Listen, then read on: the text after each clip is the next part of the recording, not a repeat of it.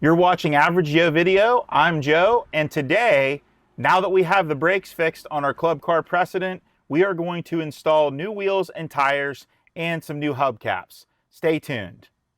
And this is also a perfect time, if you haven't already, be sure to subscribe to the channel for more videos just like this one. Let's get started. The reason I'm replacing these tires is because, as you can see, there is a lot of cracking and splitting on the sidewall. So I want to replace them before it causes a major inconvenience or, even worse, an accident. Before we get started, you want to make sure that you activate the parking brake. That way the cart's not going to go anywhere, especially when we're working on the front wheels and tires. When we get to the rear wheels, I am going to chalk the front wheels, so just make sure you do that because remember, there are only brakes on the rear axle. As I stated, we're going to begin with the front. In this case, I'm going to start with the driver's side front wheel. I'm going to remove the wheel cover or hubcap, whichever you'd like to call it.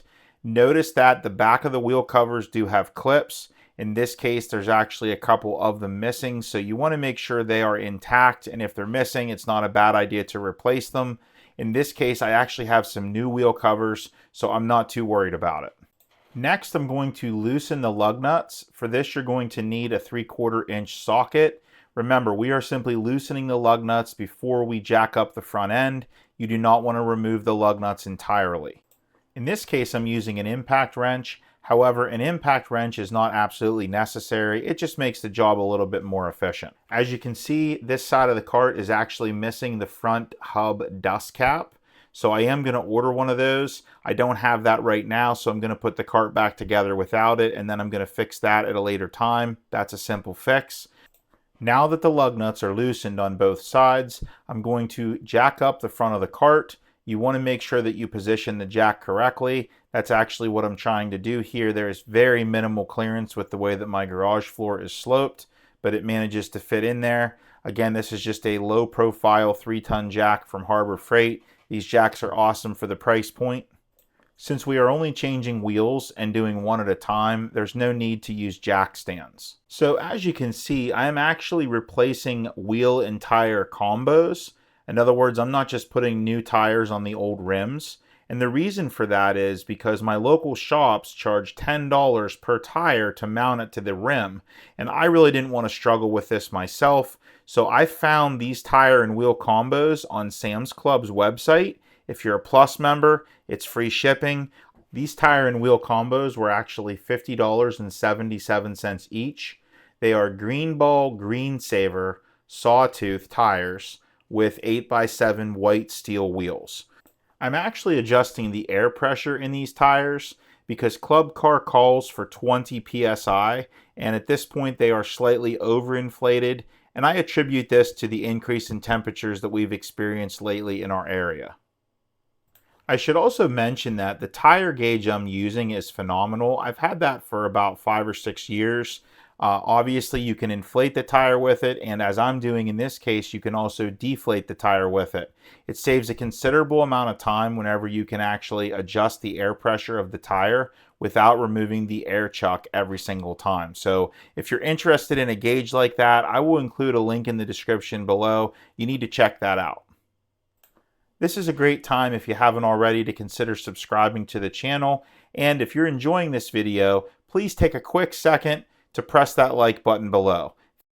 Now that I am done adjusting the air pressure in the tires, it is time to start replacing the wheels. I'm going to start with the driver's side front. So in this case, I'm just removing the lug nuts the rest of the way. That way I can pull the wheel off, and then I can slide the new wheel on. Be sure when installing the new wheel that the valve stem is facing towards you. So as you can see, I'm just sliding the new wheel on the lugs. Next, I'm going to reinstall the lug nuts. I like to start each of the lug nuts by hand before using the impact wrench. This helps to avoid cross-threading. Now I'm going to tighten the lug nuts using a crisscross pattern. So notice that I started at the top, then I went straight down to the bottom, then I went over to the left, and then back over to the right. Initially, I just tightened them until it started to impact, and then I'm going over them a second time.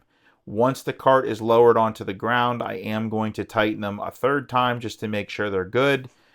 Keep in mind that Club Car recommends a torque of 55 foot-pounds.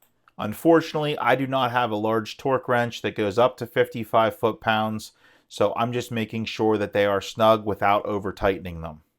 In case you are wondering, the blue part that you see with the dust cover removed is actually the front wheel bearing that sits inside of the front hub. If you need a wheel bearing for your cart, I will leave a link below. These wheel bearings are very reasonably priced, definitely cheaper than going through Club Car, and they are, in my opinion, of the same quality. Once again, after starting the lug nuts by hand, I'm going to tighten them with the impact wrench, following a crisscross pattern. Now that both front wheels are installed, we can lower the cart and we can begin working on the rear. As I mentioned at the beginning of the video, it's a good idea to chock the front wheels before jacking up the rear end of the cart.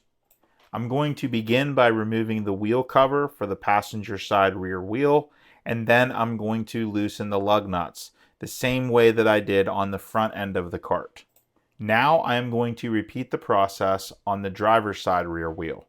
I'm going to start by removing the wheel cover, and then I'm going to loosen the lug nuts. Next, I'm going to jack up the rear end of the cart. You want to make sure you're careful with the jack placement. In this case, I am to the right of the gear case, and basically I'm trying to keep it centered on the rear axle overall. Keep in mind that you do not have to raise the cart very much off the ground. As long as you can remove the wheels, that's all that's necessary. Now it's time to remove the driver's side rear wheel. So as you can see, I'm just removing the lug nuts the rest of the way. I'm going to slide the rear wheel off of the lugs, and then I'm going to slide the new wheel in place. Don't forget, when installing the new wheel, make sure that the valve stem is facing towards you, and then you can simply slide the wheel onto the lugs. Next, I'm going to start each of the lug nuts by hand. Once again, that helps to avoid cross-threading with the impact gun. And then it's time to use the impact gun and tighten all 4 lugs using a crisscross pattern. Now we are going to repeat the process for the passenger side rear wheel. Once again, I am just removing the lug nuts so that I can remove the rear wheel. Then I am installing the new wheel, starting the lug nuts by hand, and then tightening them up with the impact wrench. Now it is time to lower the rear end of the cart and install the wheel covers. I purchased these wheel covers on Amazon. I think they actually look very good. They were not that expensive. I will leave a link in the description of the video. The only thing you need to watch when installing the wheel covers is you need to make sure that the hole in the wheel cover lines up with the valve stem. And you want to make sure that you're installing the wheel cover evenly when you're pressing it in place. One other thing I wanted to mention is that these wheel covers have a metal plate on the back that gives that center portion support. I think these actually look very good, and they are a very low-cost alternative to an expensive wheel. So here's what the cart looks like overall. I think it turned out great. What do you think about the wheel covers, and what do you think about the tire and wheel combos from Sam's Club? Let me know in the comments below. If you found this video helpful, please give this video a like and consider subscribing to the channel. Thank you for watching.